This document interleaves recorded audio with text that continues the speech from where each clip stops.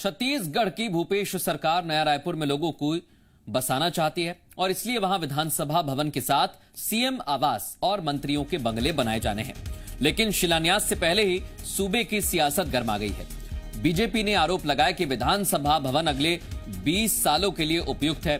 फिलहाल नए भवन की जरूरत नहीं है, लेकिन सोनिया, राहुल गांधी और सीएम का नाम लिखवाने के लिए निर्माण कराया जा रहा है। आर्थिक संकट के बीच पैसों का गलत इस्तेमाल हो रहा है। बृजमोहन अग्रवाल के आरोपों पर पलटवार किया है कृषि मंत्री रविंद्र चौबे ने और कहा यह बीजेपी की घटिया सोच है। सरकार नया रायपुर को आबाद करना चाहती है।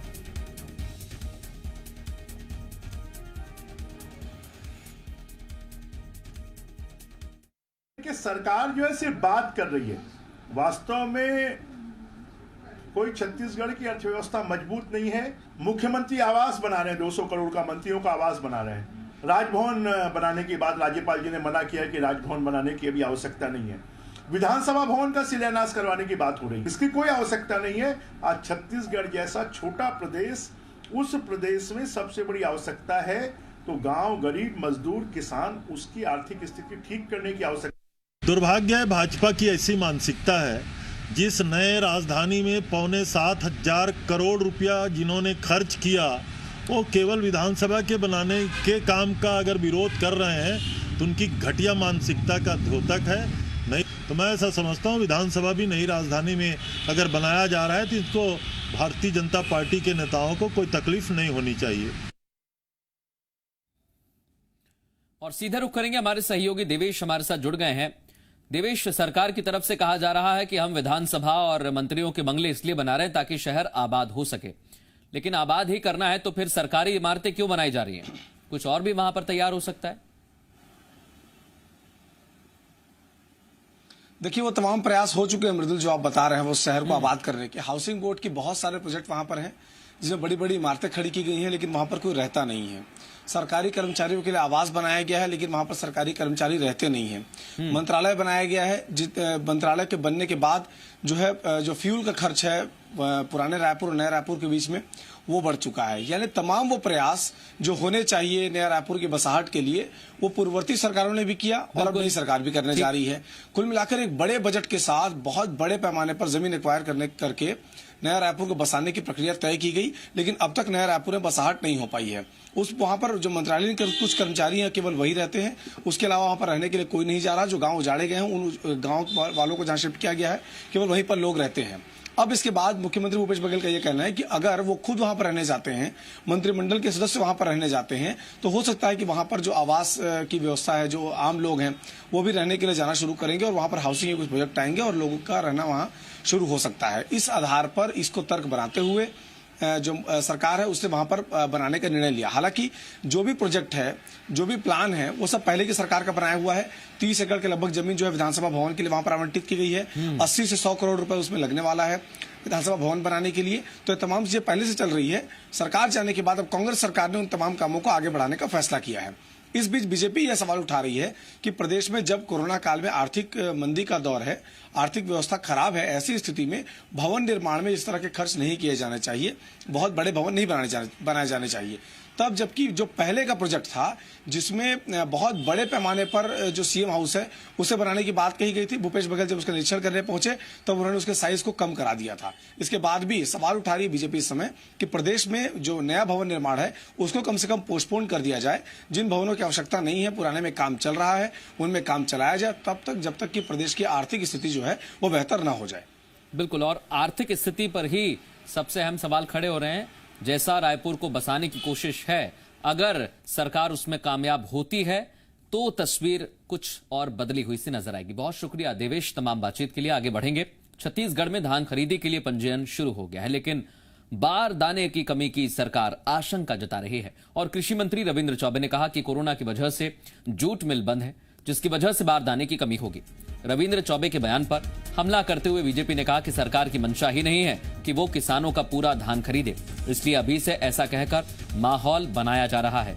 बीजेपी ने कहा कि बारदाने की व्यवस्था पहले से करनी चाहिए थी।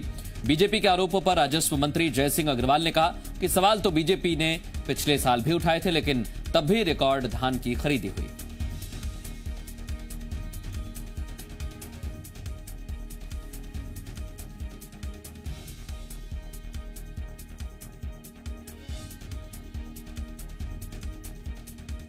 बारदाने की सप्लाई कैसे हो पाएगी, कैसे हम धान की खरीदी शुरू कर पाएंगे, ये बहुत गंभीर चिंता का विषय है। माननीय मुख्यमंत्री जी ने इसके लिए लगातार प्रयास किया है। अभी भी हम लोगों ने बैठक करके आने वाले समय में इसकी तैयारी और किस तरीके से किया जा सके उसके बारे में चर्चाएं हुई हैं। धान खरीदी के हित में आपको बारदाने की व्यवस्था पहले से ही करके रखनी थी। आज समय पर आप इस प्रकार बोलकर जो है कहीं न कहीं किसानों के साथ धोखाधड़ी कर रहे हैं। इस कारण से आप ये बहानेबाजी करके और उससे बचना चाहते हैं। पिछले वर्ष भी इसी प्रकार किया, इस वर्ष भी इस प्रकार का कर रहे हैं। ये निश्चित ही किसानों के साथ बहुत बड़ी धोखाधड़ी ये सरकार करने जा रही है और पिछले वर्ष के समान इस वर्ष भी कर रही है।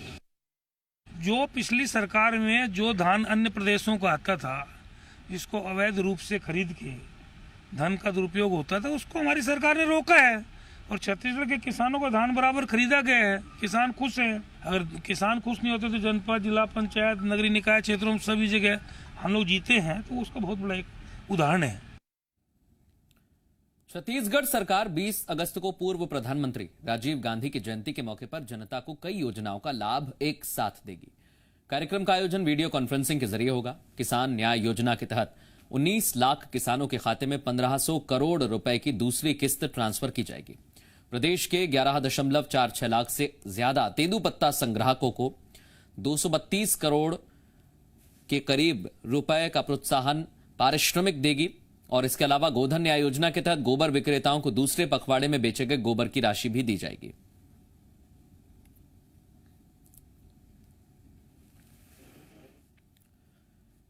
छत्तीसगढ़ में आज धूमधाम से पूरा तीजा का तिहार मनाया गया। इस मौके पर सीएम हाउस में कार्यक्रम का आयोजन हुआ, जिसमें मुख्यमंत्री भूपेश बघेल के साथ ही गृह मंत्री ताम्रध्वज साहू, प्रदेश कांग्रेस अध्यक्ष मोहन मरकाम और कई नेता मौजूद रहे। इस दौरान सीएम भूपेश बघेल ने परिवार समेत भगवान शिव, नांदिया बेला और जाता पोरा की पूजा की। मुख्यमंत्री ने लोगों को पूरा तीजा की शुभकामनाएं दी, साथ ही वो खुद ढोलक बजाते नजर आए। कोरोना की वजह से इस बार आयोजन सीमित रहा, ज्यादा लोगों को नहीं बुलाया गया। पूरा तीजा त्योहार खेती किसानी से जुड़ा हुआ पर्व है और पशुओं के महत्व को देखते हुए आभार प्रकट करने का रिवाज है। गांव में बैलों की विशेष रूप से पूजा भी की जाती है।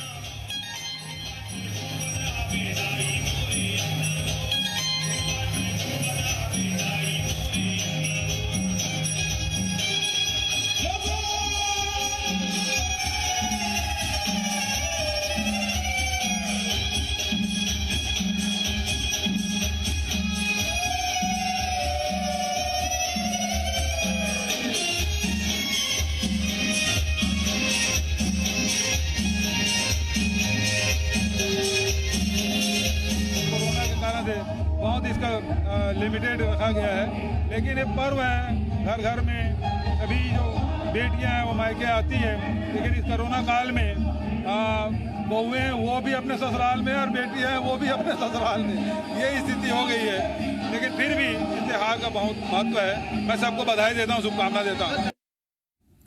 कोरोना काल में सीएम हाउस में आयोजित पूरा तीजा त्योहार पर बीजेपी ने सवाल उठाए। बीजेपी प्रवक्ता सज्जिदानंद उपासने ने कहा कि सिर्फ राजनीतिक स्वार्थ सिद्धि के लिए कार्यक्रम आयोजित किया। यदि प्रदेश का मुख्यमंत्री, प्रदेश के मंत्रीगण इसका पालन नहीं करेंगे तो निश्चित ही ये प्रदेश जो है और प्रदेशवासी आज किसी न खतरे का, जो जिस प्रकार से प्रदेश के स्वास्थ्य मंत्री ने कहा है, उसको चरितार्थ करने में बहुत बड़ी भूमिका जो है इस प्रदेश सरकार के मुखिया, मुख्यमंत्री और मंत्रियों की है। यही कारण है कि प्रदेश के स्वास्थ्य मंत्री चिंतित हैं। रायपुर में नगरीय निकाय क्षेत्र में विकास कार्य शुरू कराने की मांग को लेकर महापौर एजाज ढेबर और कांग्रेसी पार्षदों ने नगरीय प्रशासन मंत्री शिव डहरिया से मुलाकात की। महापौर ने मंत्री शिव डहरिया से विकास कार्यों को जल्द से जल्द शुरू करने की अपील की। मंत्री शिव डहरिया ने कहा कि विकास कार्यों के लिए कोई बाधा नहीं है।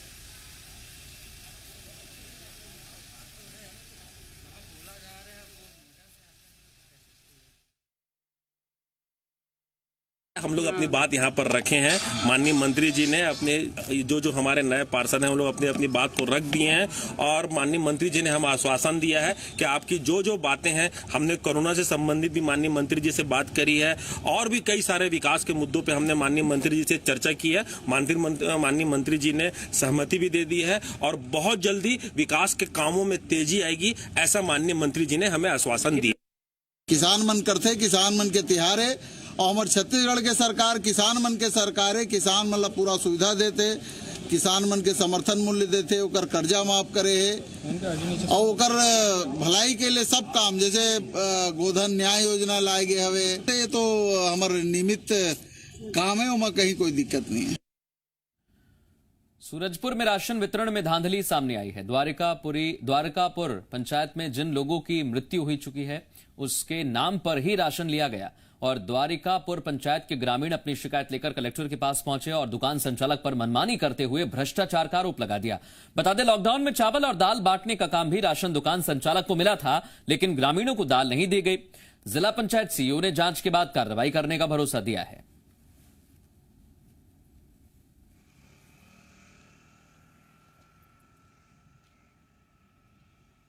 किसी से 5 रुपए लेना था, किसी से 15 रुपए, किसी से 10 रुपए, लेकिन सभी से एक समान पैसा लिया गया है। किसी से 50 रुपए, किसी से 110, 120, 195 रुपए तक लिया गया है। और मैं अपने वार्ड का एक वार्ड पंच भी हूँ और लिस्ट में हम लोग का 35 किलो चावल लेना था और 5 रुपये देना था, तो हम लोग से 70 रुपये ले लिए।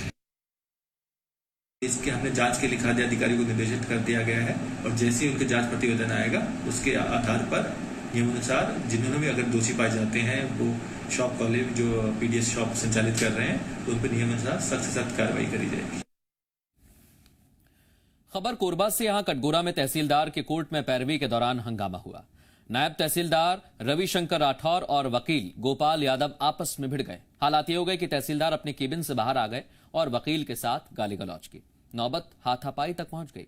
नायब तहसीलदार ने वकील के खिलाफ कटघोरा थाने में शिकायत की है। वहीं इस मुद्दे पर अधिवक्ता संघ एकजुट हो गया है और थाने के आगे धरने पर बैठ गए।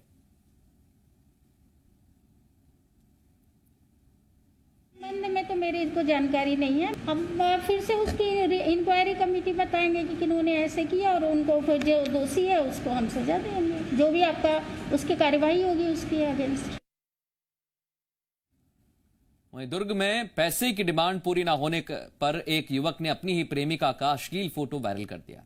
आरोपी ने युवती को अपने प्यार में फंसाया पहले तो, और फिर वीडियो कॉल कर स्क्रीनशॉट के जरिए अश्लील फोटो निकाल ली।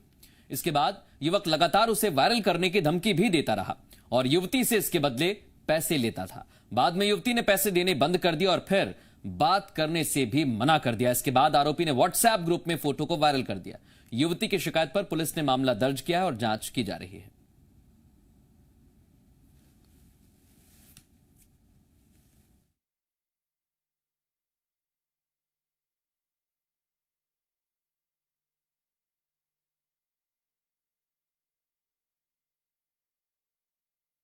ये कुमारी थाने में एक रिपोर्ट दर्ज कराई गई है युवती के द्वारा कि उसके पूर्व जो परिचित है उसने उसके अंतरंग जो क्षण है उस क्षण की वीडियोग्राफी करने के बाद उससे उसको ब्लैकमेल कर रहा था। इसी के मद्देनज़र इसमें एफआईआर दर्ज की गई है।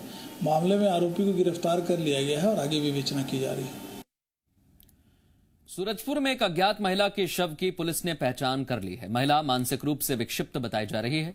दरअसल रविवार को कोतवाली थाना क्षेत्र में एक अर्धनग्न महिला का शव मिला जिसके शरीर पर खरोंच के निशान भी थे। मामले की जांच के दौरान पुलिस को बताया गया कि महिला बसदेई चौकी क्षेत्र के भरवाही इलाके की रहने वाली थी और वो मानसिक रूप से विक्षिप्त थी। ग्राम ऊंच डीही में महिला के रिश्तेदार भी रहते थे। फिलहाल पुलिस घटना की जांच कर रही है।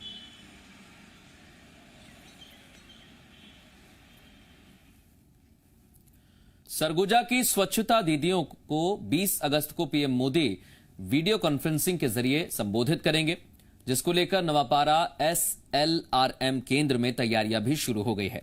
अंबिकापुर को अपने योगदान से स्वच्छता का तमगा दिलाने वाली स्वच्छता दीदियां पीएम से बात करने के लिए काफी उत्साहित हैं।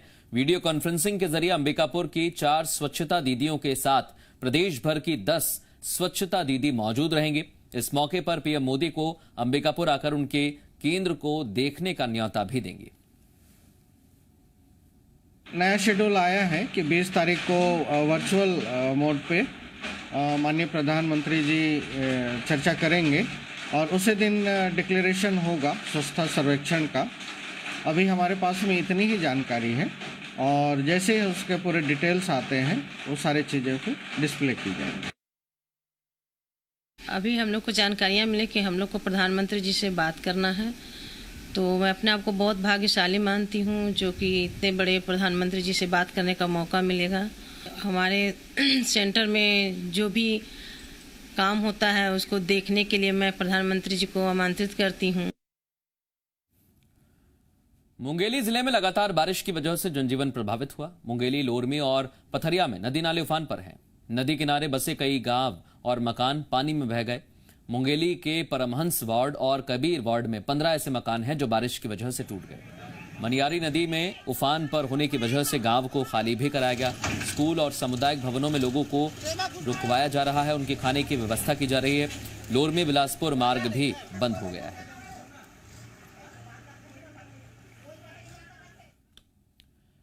बाढ़ के हालात में सुरक्षा बल के जवान देवदूत बन रहे हैं। खबर सुकमा के गादीरास की है, जहां मलगेर नदी उफान पर थी और बीते 7 दिन से पुल पानी में डूबा हुआ है। इस बीच ईटापाल गांव की अनीता मंडावी को प्रसव पीड़ा हुई। परिवार वाले जैसे तैसे महिला को तमिया पारा लेकर आए, लेकिन नदी का उफान देखकर हिम्मत नहीं हुई। उसके बाद सुरक्षा बल आगे आया। स्वास्थ्य विभाग की टीम को भी खबर मिली। TI Ritesh Yadav, CRPF commandant ने तत्काल स्पीड बोट का इंतजाम कर महिला को नदी पार करवाई। इसके बाद स्वास्थ्य विभाग की टीम ने उसे स्वास्थ्य केंद्र में भर्ती किया।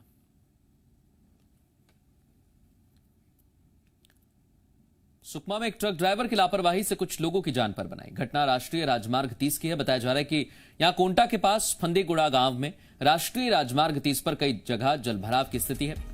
प्रशासन ने रस्सी बांधकर रास्ता भी बंद किया है। इसके बावजूद एक ट्रक ड्राइवर ट्रक निकालने की कोशिश करने लगा और बीच रास्ते में ट्रक पानी में फंस गया। घटना की खबर लगते ही ड्राइवर और यात्रियों को बचाने के लिए रेस्क्यू टीम पहुंची और सभी को बचाया गया।